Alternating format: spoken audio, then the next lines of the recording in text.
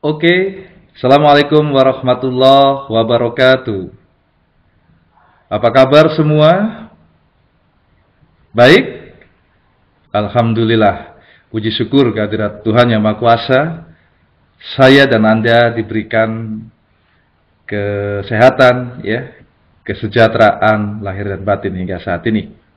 Hari ini kita kembali bertemu dalam materi perkuliahan metode penelitian komunikasi kuantitatif. Dan materi kita hari ini, kita akan membahas tentang riset komunikasi dalam perkenalan atau pendahuluan. Ini merupakan materi awal sebelum kita nanti pada pertemuan-pertemuan selanjutnya akan mengupas panjang lebar tentang metode penelitian komunikasi kuantitatif ini. Oke? Sudah siap ya? Sudah siap? Baik. Riset komunikasi. Apa sih yang dimaksud dengan riset itu? Bahasa lain kita menyebut juga dengan penelitian. Apa itu penelitian? Kemudian apa yang membedakan penelitian atau riset yang kita lakukan saat ini dengan kegiatan riset atau penelitian yang lain? Nah, rekan-rekan mahasiswa, riset berasal dari bahasa Latin. Re itu berarti lagi, kemudian chercher, chercher yang berarti mencari. Jadi dari asal kata atau etimologi, riset berasal dari bahasa Latin yang berarti mencari lagi, mencari kembali, gitu ya. Kemudian berubah dalam bahasa Inggris, riset yaitu to search for atau to find, looking for, mencari sesuatu. Jadi sebenarnya secara umum segala kegiatan kita untuk mencari informasi, apapun informasi itu, kita bisa menyebut sebagai riset. Ya kan? Looking for information about something. Cuman seperti yang saya sampaikan, apakah kegiatan riset yang kita pelajari itu menyangkut segala upaya mencari informasi? Apakah misalnya kita mencari informasi tentang harga mobil, kita mencari informasi tentang laptop apa yang menarik karena kita butuh, sebuah laptop, Apakah misalnya, itu ada cewek yang cantik, luar biasa cantiknya mungkin, Kemudian kita tertarik, kita ingin berkenalan. Kemudian kita ingin mencari tahu nomor teleponnya, alamatnya di mana, siapa orang tuanya, apa hobinya. Apakah itu juga merupakan riset yang kita pelajari hari ini? Tapi kalau Anda mengatakan itu riset, ya. Tetapi apakah itu yang kita pelajari hari ini? Oke, itu yang akan kita bahas lebih lanjut. Nah, saudara-saudara, para mahasiswa,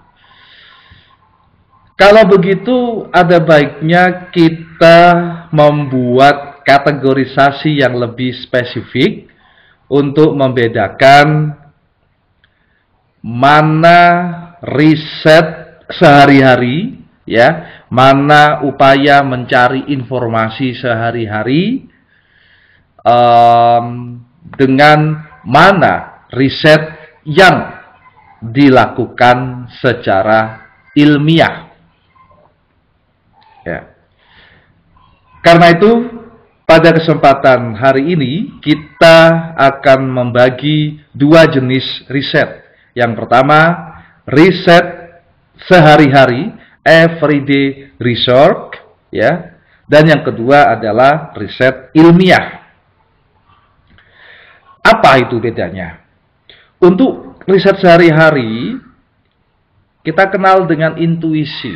Intuisi ini merupakan pengetahuan yang muncul dari kesadaran diri sendiri. Intuisi. Ya. Kadang kita secara tidak sadar, ya, misalnya, lebih baik hari ini saya pergi ke arah utara, gitu kan? Kemudian Anda pergi ke utara. Tanpa dinyana, tiba-tiba ketika di arah utara, Anda mendapatkan rezeki. Nah, Anda sebelumnya tidak tahu bakal mendapat rezeki, tetapi Anda punya intuisi. Ya, Anda punya intuisi, nggak tahu apakah itu sebuah wahyu, sebuah ilham, tetapi tiba-tiba ada dalam pikiran Anda. Nah, itu yang disebut dengan intuisi. Atau misalnya Anda dalam perjalanan, kemudian di perempatan, ya, ada jalan belok ke kiri, belok ke kanan, lurus gitu ya. Nah, ini Anda bingung, ini gimana? Tiba-tiba kayaknya ke kiri. Langsung Anda ke kiri. Jadi itu sebuah intuisi. Ya, kalau pas benar ke kiri, arah yang Anda tuju, berarti intuisi Anda benar, ya. Tetapi kadang salah, berarti intuisi Anda tidak bisa dipastikan kebenarannya. Ya, intuisi tidak bisa dipastikan kebenarannya. Yang kedua, riset sehari-hari berdasarkan common sense. Common sense ini adalah anggapan umum. Anggapan umum, ya. Biasanya, kebiasaan-kebiasaan yang diyakini kebenaran di masyarakat. Nah, ini yang sering menjadi dasar seseorang untuk mencari kebenaran, mencari pengetahuan. Ya kan? Mencari pengetahuan. Contoh misalnya, anggapan umum, Anda mencari apakah benar, ya, setiap produk yang bagus itu pasti mahal. Nah, anggapan umum akan mengatakan demikian. Produk yang baik, yang berkualitas pasti mahal. Itu anggapan umum, ya. Sehingga itu menjadi dasar Anda. Padahal belum tentu. Gitu kan? Yang berikutnya adalah casual, tidak ada aturan. Tidak ada aturan. Anda ingin mencari informasi tentang laptop, ya, Anda ingin membeli laptop, ya, tidak ada aturan. Anda bisa bertanya ke teman pada saat itu juga, ya. Cara bertanyanya juga tidak perlu ada aturan tertentu. Anda bisa beli koran untuk membaca iklannya dan sebagainya. Dilakukan setiap saat, ya, sudah jelas saya pikir. Kemudian pilih-pilih, selektif. Ketika Anda mencari informasi, seringkali Anda ya, lakukan seleksi mana menurut Anda informasi yang baik menurut versi Anda. Kalau misalnya informasi itu menurut Anda kok nggak bisa diterima secara logika Anda, secara nalar Anda, maka Anda menganggap itu bukan informasi yang Anda butuhkan, ya. Apa benar, ya, informasi seperti itu? Mungkin itu pertanyaan Anda. Karena Anda akan memilih informasi-informasi yang sesuai dengan kebutuhan Anda. Biasanya seperti itu. Itu yang dimaksud dengan pilih-pilih. Ya, pilih-pilih. Informasi mana yang menurut Anda sesuai kebutuhan Anda, informasi mana yang tidak sesuai. Ya. Kemudian kebetulan. Enggak kebetulan, ya. Seringkali pengetahuan yang diperoleh dari kegiatan riset sehari-hari itu berasal dari trial and error, ya. Coba-coba, kebetulan terjadi. Sehingga kebenaran tingkat kepastiannya juga sulit untuk tentukan. Dan yang terakhir, fokus pada keputusan pribadi. Saya pikir ini berkaitan dengan sifat yang tadi, yaitu pilih-pilih informasi. Gitu ya. Sampai di sini bisa diterima, ya, mahasiswa, ya, bahwa beberapa ciri riset sehari-hari. Kemudian yang berikutnya adalah riset ilmiah. Nah, ini yang akan kita pelajari dalam beberapa pertemuan ke depan, ya. Yang pertama, berdasarkan teori. Nih, riset ilmiah berdasarkan teori. Artinya begini, apapun yang Anda temukan di lapangan itu harus bisa dijelaskan secara teori. Harus bisa dijelaskan konsep-konsepnya secara teori, ya kan? Bahkan bila dimungkinkan, Anda bisa mengembangkan teori atau menghasilkan teori baru. Ya, bisa diperjelas. Semua fenomena di alam ini yang Anda riset itu seharusnya bisa dijelaskan secara teoritis. Misalnya Anda meneliti bagaimana perilaku orang menonton televisi. Nah, perilaku menonton televisi itu bisa dijelaskan dalam beberapa teori, baik itu teori tentang perilakunya maupun keterkaitannya dengan teori-teori tentang televisi. Atau mungkin kemudian Anda gabungkan kedua teori itu sehingga menghasilkan teori yang baru, ya. Kemudian terstruktur. Yang dimaksud terstruktur ini proses mencari informasi, proses untuk menyelesaikan sebuah persoalan sosial itu dilakukan dengan sistematika tertentu. Ya, dengan sistematika tertentu. Ada struktur-struktur tertentu, ya, mulai dari perumusan masalah, kemudian Anda mencari bahan-bahan referensi, membaca-baca buku, kemudian berteori untuk mencoba untuk menjawab, ya, persoalan yang Anda rumuskan, yang biasa disebut dengan hipotesis, ya. Kemudian Anda mencari data di lapangan melalui proses pengumpulan data hingga kemudian tahap analisis dan interpretasi data. Itu semua tersusun, ya. Apalagi kuantitatif. Kuantitatif itu adalah sebuah penelitian yang secara terstruktur, ya, secara struktur atau sistematika sangat-sangat rigid, ya, sangat-sangat kuat struktur atau sistematikanya. Oke? Berikutnya, rekan-rekan mahasiswa, sifat dari riset ilmiah ini adalah terencana. Anda harus merencanakan segala aktivitas Anda, ya. Contoh, Anda membuat proposal, ya, di situ ada poin-poin apa yang akan Anda lakukan, ya, tahapan-tahapannya hingga anggaran biaya itu semua Anda rencanakan dengan pasti, ya. Objektif, tidak memihak. Nah, ini Anda nggak bisa pilih-pilih, ya, pilih-pilih data, pilih-pilih informasi. Saya tidak suka dengan si A, karena itu dia tidak akan saya jadikan sebagai responden. Tidak bisa. Misalnya Anda ingin meneliti bagaimana respon pembaca Kompas, ya, Kompas, harian Kompas. Kebetulan si A itu pembaca Kompas, ya. Dia beli Kompas tiap hari membaca. Kemudian ketika Anda lakukan pemilihan sampel random misalnya, ya, ternyata si A kepilih. Nah, Anda juga nggak akan boleh, ya, untuk tidak memasukkan si A menjadi responden hanya misalnya karena Anda tidak suka secara personal. Nah, ini yang disebut dengan objektif, tidak memihak, ya. Kemudian pemikiran ilmiah. Riset ilmiah seperti yang disampaikan tadi berdasarkan teori, ya, tentu akan mengajak kita untuk selalu berada pada koridor-koridor pemikiran ilmiah. Ya, ketika kita mencoba untuk melihat suatu persoalan, ya, kemudian kita mencoba untuk merumuskan persoalan itu hingga menyelesaikannya, tentu harus berdasarkan kepada kajian-kajian kepustakaan, ya, literatur dari berbagai macam sumber ilmiah. Bisa buku, bisa jurnal, ya, bahkan artikel-artikel di internet. Itu juga bisa menjadi dasar pijakan Anda ketika menyelesaikan suatu persoalan sosial. Dan yang terakhir, fokus pada pengetahuan tentang realitas. Jadi, riset ilmiah itu fokus pada upaya memberikan jawaban, memberikan solusi terhadap persoalan sosial, bukan karena kepentingan pribadi Anda. Ya, jadi kalau misalnya Anda mendapatkan proyek, melakukan kegiatan penelitian, dibayar oleh pihak sponsor, maka harus objektif hasilnya meski Anda dibayar sponsor. Tidak boleh Anda mengumpulkan data, menganalisis data yang hasilnya cenderung, ya, membaik-baikkan, ya, menonjol-nonjolkan sponsor. Tidak.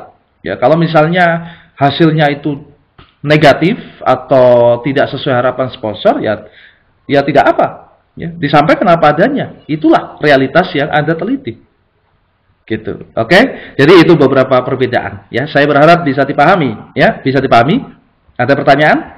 Kalau misalnya ada pertanyaan, nanti Anda bisa bertanya lebih lanjut, ya, dalam diskusi nanti. Baik, kita lanjutkan. Agar bisa lebih memahami apa itu riset ilmiah, berikut ada beberapa ciri-ciri metode ilmiah. Jadi rekan-rekan mahasiswa,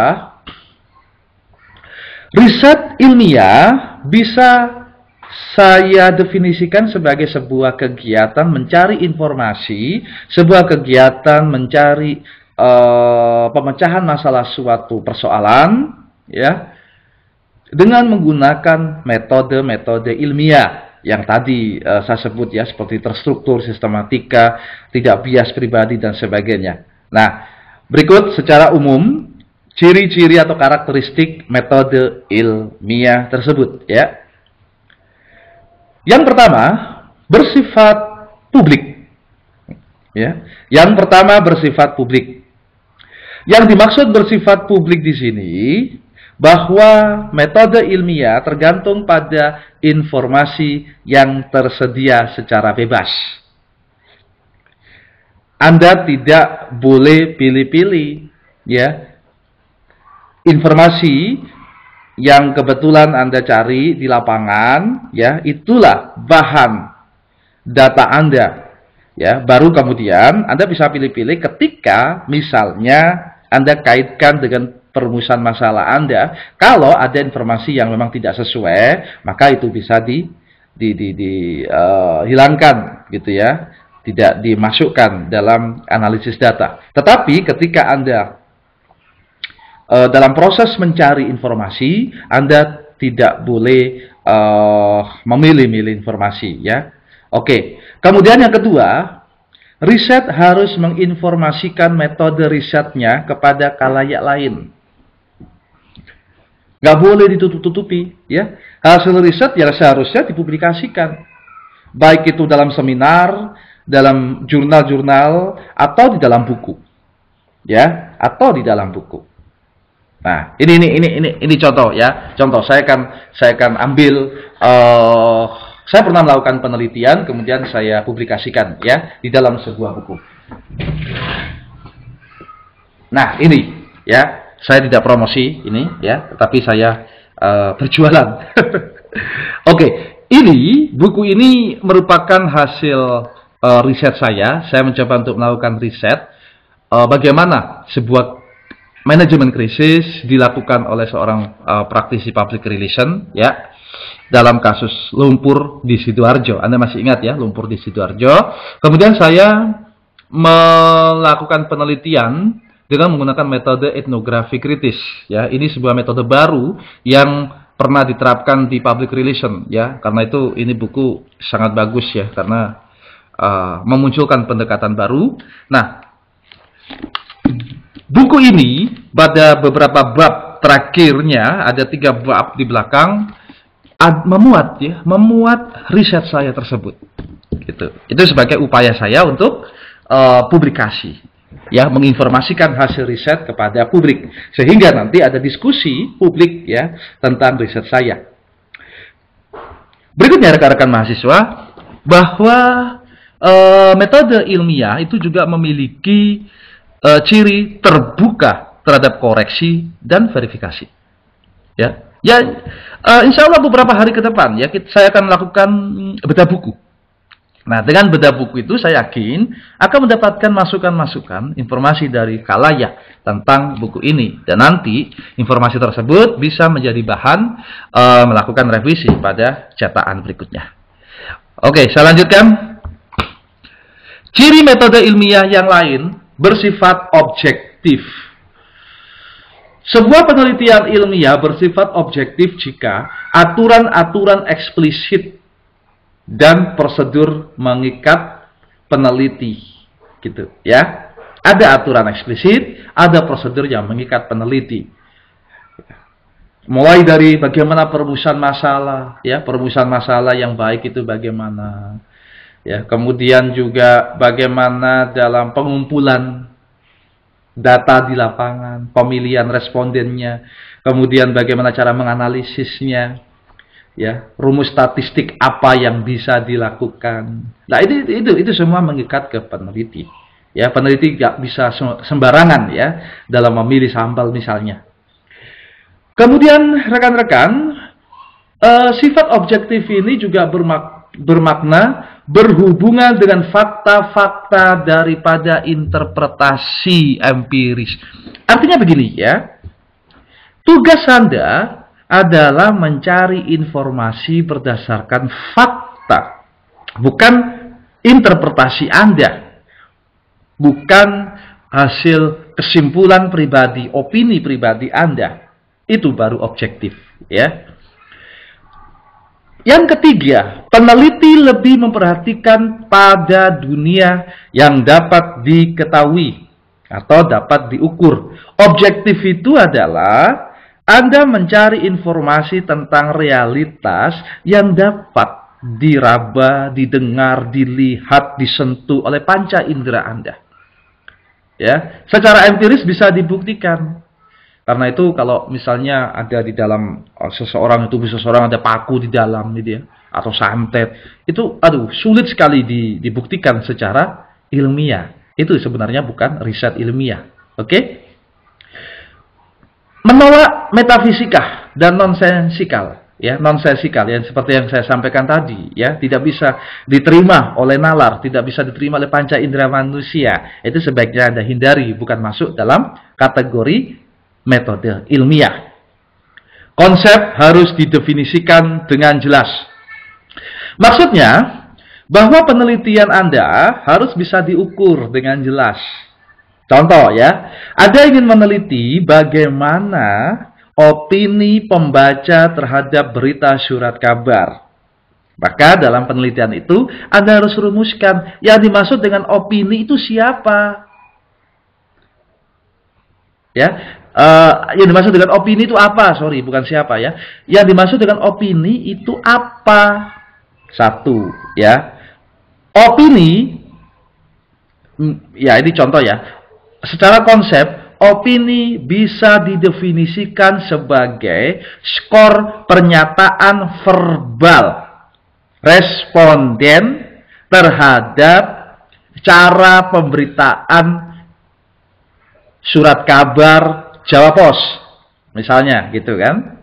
Jadi jelas, yang dimaksud dengan opini adalah skor pernyataan verbal. Jadi pernyataan verbal, ya, pernyataan verbal. Apakah setuju, apa tidak setuju, gitu kan? Itu jelas.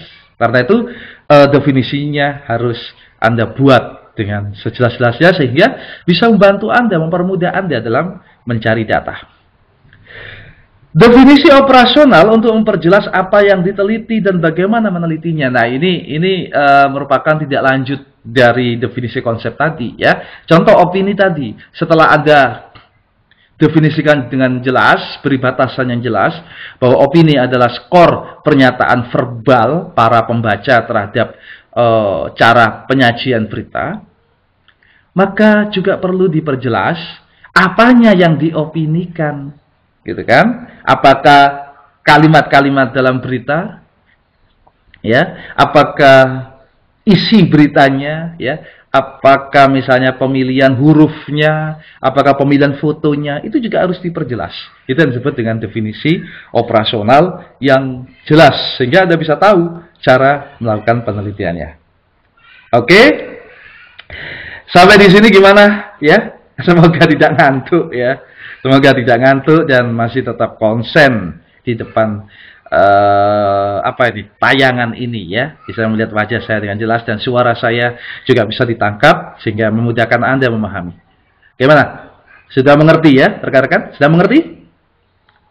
Gimana? Ada yang belum mengerti? Ya, nanti kalau misalnya belum mengerti kita bisa diskusi lagi ya untuk memperdalam kajian ini. Berikutnya, ciri-ciri metode ilmiah, sistematik dan kumulatif. Yang dimaksud dengan sistematik dan kumulatif ini adalah review literatur ilmiah dan konsistensi antar literatur ilmiah tersebut. Ya, Anda harus pilih teori-teori yang tidak bertentangan, ya. Anda harus memperdalam kajian Anda dengan literatur-literatur ya, yang secara sistematika bisa Anda jelaskan ke publik dengan lebih baik ya. Kemudian Anda jangan memilih teori yang saling bertentangan. Ingat, sebuah teori itu tidak bisa menjelaskan semua aspek kehidupan. Karena masing-masing teori itu hanya fokus kepada satu bidang persoalan. Karena itu, ketika Anda meneliti satu bidang persoalan, maka pilihlah satu teori yang juga membahas bidang yang sama, dengan sudut pandang yang sama. Ya, sehingga Anda bisa menjelaskan teori tersebut, atau misalnya kalau teori tersebut ternyata sudah tidak bisa lagi menjelaskan kajian atau bidang yang sama tadi, maka itu kemungkinan Anda untuk untuk mengembangkan ya teori yang baru, ya, pengembangan teori yang baru. Dan yang terakhir saya kira adalah prediktif. Ciri-ciri metode ilmiah prediktif. Memprediksi perilaku, kemampuan memprediksi fenomena atau peristiwa. Contoh misalnya begini ya, Anda ingin meneliti apakah ada hubungan antara frekuensi menonton tayangan sinetron dengan perilaku tertentu. Nah, itu bisa diprediksi. Prediksinya bisa saja dari hasil riset Anda ya. Semakin sering seseorang menonton sinetron dalam satu hari, maka dia semakin meniru perilaku-perilaku adegan-adegan di sinetron tersebut. Nah, itu hasil riset, ya, hasil riset sekaligus juga prediksi, ya, hasil riset sekaligus juga prediksi terhadap fenomena menonton televisi, gitu ya. Baik, saya pikir ciri-ciri metode ilmiah sudah kita makan habis ya. Sehingga kita kenyang ya, makan habis. Semoga, biasa kalau orang kekenyangan ketiduran ya, tapi semoga ini dengan memakan habis ciri-ciri metode ilmiah tidak membuat Anda kebingungan, tetapi semakin mengerti. Nah, sekarang kita lanjutkan dengan penjelasan berikutnya, riset dalam praktik komunikasi. Di sini saya ingin mengajak Anda untuk berdiskusi, kenapa sih kita belajar metode penelitian komunikasi? Apa nilai lebihnya, gitu kan? Nah, secara umum saya katakan bahwa riset adalah penting bagi aktivitas komunikasi. Apapun itu, catat ya, apapun itu. Public relations perlu riset. Ini buku yang saya sampaikan tadi, ya. Public relation perlu riset. Kemudian periklanan perlu riset, ya. Koran perlu riset.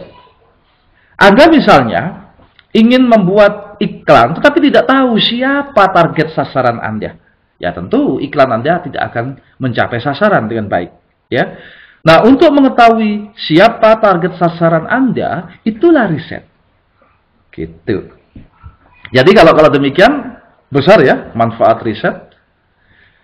Para marketer atau para pemasar, jika tidak melakukan riset, maka bisa-bisa dia akan mengalami apa yang disebut dengan bias marketing. Ya, bias marketing. Jadi marketingnya itu bias.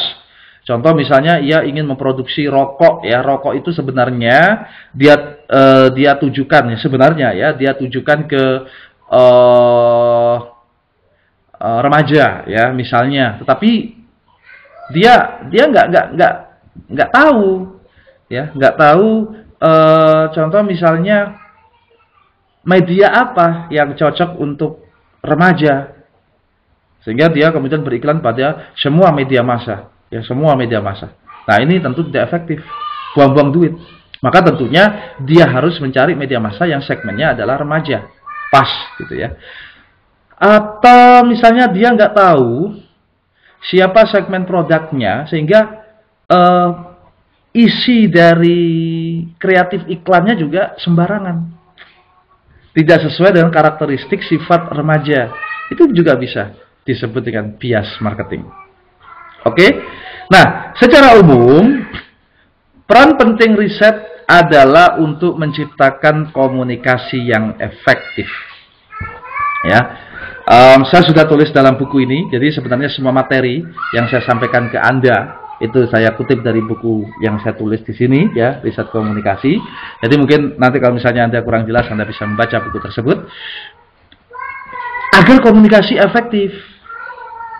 Nah, kalau Anda ingin komunikasi Anda efektif, maka syaratnya adalah Anda memeriksa kembali komponen-komponen komunikasi. Ayo, apa saja komponen komunikasi? Masa lupa? Ayo coba Anda pikirkan. Komponen-komponen komunikasi apa saja sih? Gimana? Ya, betul. Ya, betul. Wah, hebat Anda. Komunikator. Itu yang pertama, ya. Kemudian yang kedua, pesan, ya. Kemudian ada channel, media atau saluran, ya. Kemudian yang berikutnya komunikan atau disebut juga khalayak, audiens, target sasaran, penerima, ya. Juga ada efek, juga ada umpan balik, ya. Mungkin juga ada noise, ya. Konteks komunikasi. Itu Anda periksa, gitu. Anda periksa, ya. Misalnya Anda ingin berbicara di khalayak, ya, kampanye di khalayak, ya, kampanye di depan massa yang banyak, itu kan. Nah, tentu Anda harus periksa siapa komunikatornya. Apakah komunikator yang ngomong itu sudah kredibel enggak, dipercaya enggak oleh khalayak, ya toh?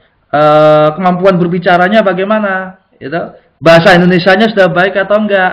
Nah, untuk tahu dia dipercaya atau enggak, nah kan Anda harus tanya kepada audiens toh. Proses bertanya itu riset, gitu.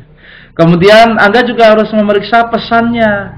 Pesan apa yang paling digemari oleh masyarakat, oleh khalayak, sehingga khalayak tertarik untuk hadir pada kampanye tersebut. Nah, untuk tahu ya Anda harus tanya kan ke khalayak. Itu riset. Kemudian media apa yang paling efektif menjangkau khalayak. Nah, Anda juga harus tahu kan kebiasaan-kebiasaan khalayak dalam bermedia, ya. Media apa yang paling disukai, jam-jam berapa saja mereka menggunakan media tersebut. Itu riset. Ya. Dan sebagainya dan sebagainya, termasuk juga efeknya bagaimana, evaluasi setelah pesan itu disampaikan oleh komunikator menggunakan media tertentu, bagaimana efeknya terhadap si penerima. Itu riset, ya. Selain itu, riset penting dalam proses komunikasi, dalam kajian komunikasi ada untuk pengembangan ilmu. Ini dia, ya, pengembangan ilmu. Riset sangat penting. Jadi secara umum ada 3 manfaat sebenarnya, manfaat teoritis, ya. Di sini Anda riset itu bermanfaat untuk pengembangan keilmuan, untuk menjelaskan teori, menerapkan teori, menguji atau membuktikan teori, bahkan untuk menciptakan teori baru, ya, untuk menciptakan konsep baru, metode baru, proposisi baru, ya. Itu merupakan manfaat teoritis atau biasa dikenal juga dengan manfaat akademis. Yang kedua, riset memiliki manfaat praktis, yaitu manfaat yang dirasakan oleh para praktisi. Ya, praktisi komunikasi. Bisa manfaat untuk praktisi periklanan, ya. Anda misalnya meneliti bagaimana kreatif iklan yang baik. Nah, hasil riset itu akan bermanfaat bagi si pembuat iklan. Kemudian riset public relations, ya, itu bermanfaat bagi para praktisi public relations. Seperti yang saya sampaikan di buku yang saya sampaikan tadi, ya, buku ini menulis tentang riset saya, termasuk juga beberapa riset lain yang bermanfaat bagi praktisi PR, ya, khususnya bagaimana public relation itu didorong, ya, untuk melakukan atau menerapkan pendekatan kritis. Dalam pendekatan kritis ini, PR tidak hanya menjadi representasi dari organisasi, tetapi PR juga harus merepresentasikan kepentingan publik. Sehingga publik tidak menjadi kelompok yang didominasi oleh kekuatan-kekuatan di dalam organisasi. Itu contoh. Jadi ada manfaat sebenarnya bagi praktisi PR ketika kita melakukan riset PR. Dan riset yang lainnya, ya, bermacam-macam riset lainnya, itu juga memiliki manfaat bagi praktisi. Yang terakhir adalah manfaat sosial. Nah, manfaat sosial ini adalah manfaat yang diharapkan dihasilkan oleh sebuah kegiatan riset, yaitu empowerment, mencerahkan, memberikan pengetahuan kepada masyarakat, mendidik masyarakat. Masyarakat yang tidak tahu menjadi tahu, yang tidak sadar menjadi sadar, yang tidak tahu tentang haknya menjadi tahu tentang haknya. Oh, ternyata sinetron itu isinya membodohi, ya. Nah, masyarakat akan tahu hal demikian setelah Anda melakukan riset tentang analisis isi sinetron. Ternyata sinetron kita membodohi. Kemudian Anda publikasikan ke masyarakat. Dan masyarakat akhirnya sadar. Gitu. Itu yang disebut dengan manfaat sosial. Ada perubahan-perubahan pola pikir, perubahan pola perilaku yang Anda harapkan setelah orang-orang membaca riset Anda. Ya. Baiklah, sampai sejauh ini masih bisa ditangkap, ya. Alhamdulillah semuanya masih mengikuti dan bisa memahami. Berikutnya rekan-rekan, ruang lingkup riset komunikasi. Kadang kita bertanya, ya, yang mana sih riset komunikasi itu? Gitu kan? Ini penting. Anda mahasiswa komunikasi tentunya diminta untuk melakukan penelitian, melakukan riset tentang komunikasi. Prinsipnya, apapun bisa Anda teliti, ya, apapun, fenomena sosial apapun bisa Anda teliti. Tetapi, ya, karena Anda ini adalah orang atau mahasiswa-mahasiswa yang mengkaji ilmu komunikasi, ya tentunya riset Anda juga harusnya fenomena-fenomena komunikasi. Nah, apa itu riset komunikasi? Saudara-saudara, Anda harus paham dahulu apa yang dimaksud dengan objek formal ilmu komunikasi, ya.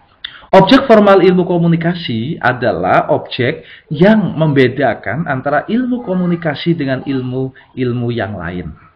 Termasuk membedakan ilmu komunikasi dengan ilmu sosial lainnya. Seperti yang Anda ketahui, ilmu kita, ilmu komunikasi adalah masuk dalam rumpun, ya, dalam kategori ilmu sosial. Ada sosiologi, ada antropologi, ya, psikologi, hukum, ilmu pemerintahan, ilmu politik dan sebagainya, gitu ya, ilmu sosial, ilmu yang membahas tentang kehidupan manusia dalam bermasyarakat, gitu ya. Lalu apa yang membedakan dengan sosiologi dan sebagainya tadi? Itu yang disebut dengan objek formal. Nah, objek formal ilmu kita, rekan-rekan, adalah segala produksi, proses, dan pengaruh dari sistem tanda dan lambang dalam kehidupan manusia. Gitu ya. Produksi, proses, dan pengaruh dari sistem tanda, lambang. Apa itu lambang? Gitu kan. Nah, ini Anda harus paham juga, harus buka lagi pengantar ilmu komunikasi misalnya, ya. Sistem tanda, sistem lambang, itu apa? Yaitu sistem lambang atau sistem tanda, segala sesuatu yang digunakan untuk merepresentasikan sesuatu yang lain di luar dirinya, itu disebut dengan lambang, ya. Bisa juga disebut dengan tanda. Jadi contoh misalnya, Anda menggunakan lambang atau simbol huruf yaitu mandi, yaitu MANDI, ya, mandi. Itu digunakan untuk merepresentasikan kegiatan mandi. Jadi Anda nggak perlu melakukan kegiatan mandi, ya, untuk membuat orang tahu Anda sedang mandi, gitu kan. Jadi contoh misalnya Anda kepingin ngomong saya mandi, Anda nggak perlu pada saat bersangkutan Anda melakukan kegiatan mandi sehingga orang lain tahu kalau Anda mandi, ya. Dengan menggunakan kata mandi saja orang sudah tahu, oh, Anda mandi, gitu ya. Atau misalnya contoh misalnya ini apa, gitu kan. Nah, Ini sebuah benda. Nah, untuk mengganti benda ini, Anda gunakan kata buku. Ya, kata buku. Kata buku. BUKU itu merupakan sesuatu yang Anda pilih untuk merepresentasikan benda ini. Ya. Jadi Anda harus tahu bahwa komunikasi itu intinya mempelajari segala produksi, proses, dan pengaruh sistem tanda dalam kehidupan manusia. Nah, sistem tanda itu disebarluaskan ke masyarakat. Nah, proses penyebarluasan itulah menghasilkan komponen. Komponennya apa? Ya, kalau Laswell ini, who says what in which channel to whom with who says what in which channel to whom with what effect. Nah, dari Laswell ini akan muncul berbagai lingkup bidang kajian komunikasi. Ada riset-riset tentang who, yaitu riset tentang komunikator. Anda misalnya ingin mengetahui bagaimana tingkat kredibilitas, bagaimana tingkat keterpercayaan orang ketika berpidato, itu berarti masuk dalam kategori riset who, komunikator. Says what itu artinya pesan, apa yang diomongkan, apa yang disampaikan, ya. Anda misalnya ingin meneliti analisis isi koran, analisis isi berita, berarti berita itu adalah says what, apa yang disampaikan oleh koran, itu masuk dalam riset-riset atau studi pesan, ya. In which channel atau studi tentang medianya, ya, itu masuk juga. Bagaimana misalnya proses produksi koran, proses produksi berita, ya, bagaimana media itu bisa memberitakan peristiwa dengan baik, bagaimana proses pengambilan keputusan di dalam media, itu masuk dalam kategori saluran, ya. Kemudian studi tentang komunikan, to whom, ya, contoh misalnya efek dari nonton televisi terhadap perilaku tertentu, itu masuk studi komunikan, ya. Bagaimana profil komunikannya, profil kalayak, itu masuk di studi komunikan. Dan terakhir adalah studi tentang efek atau pengaruh, dampak komunikasi, ya, pengaruh terpaan film terhadap persepsi kalayak, itu masuk dalam studi dampak. Oke, gimana? Sudah paham? Kalau sudah paham, saya pikir cukup sampai di sini apa yang kita bahas tentang riset komunikasi ini secara penjelasan secara general, ya, sebagai pembuka. Kalau misalnya Anda ada sesuatu yang ingin ditanyakan, silakan, kita akan berdiskusi setelah ini. Terima kasih, ya, sampai jumpa dan happy studying.